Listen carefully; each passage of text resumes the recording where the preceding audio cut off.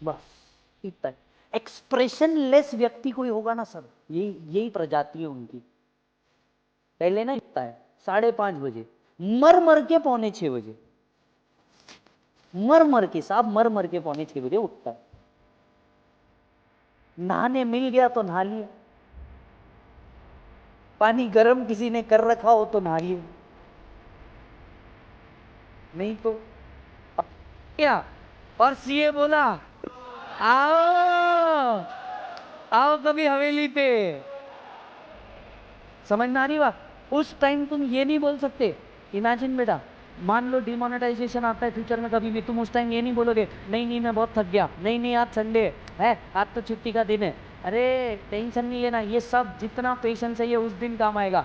एक एक पसीने का बदला उस दिन काम आएगा जब मेरी मम्मी के आंख में आंसू रहेगा, मेरा बच्चा सीए हो गया। नो डाउट दोस्तों में कंपैरिजन नहीं होता, पर वो बाय डिफॉल्ट होता है।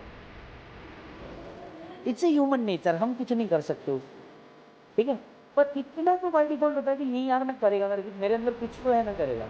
ऐसा ना हो, हो जाता है, कुछ नहीं होता।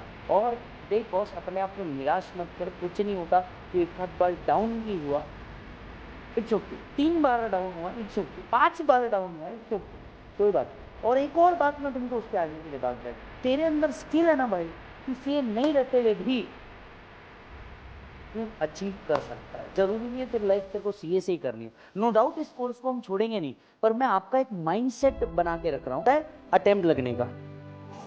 क्योंकि वापस से वही बुक खोल के फिर से कलर कर क्या है, और इसका आंसर तो यही आने वाला है।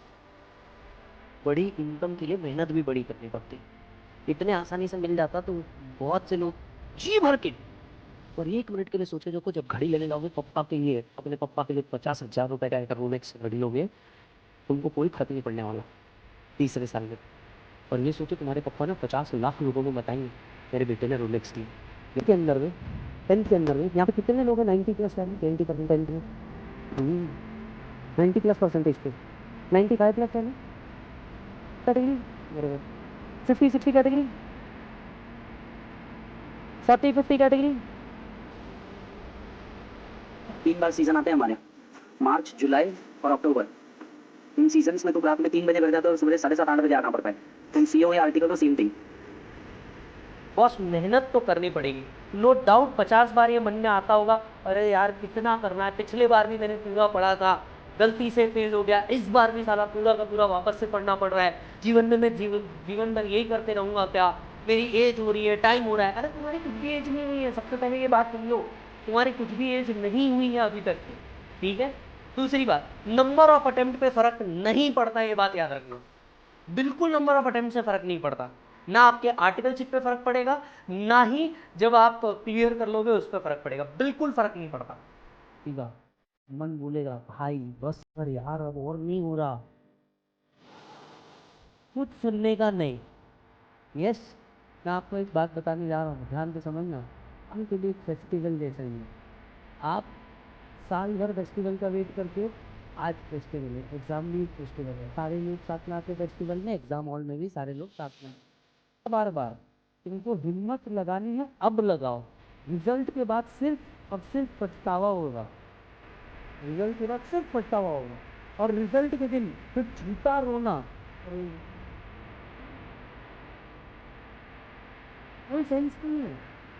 You should be proud even in the failed result when you have done your right, you know, your hard work। तो फाइनल क्लास कर रहा होगा या वापस से इंटर का फर्स्ट क्लास देख रहा होगा।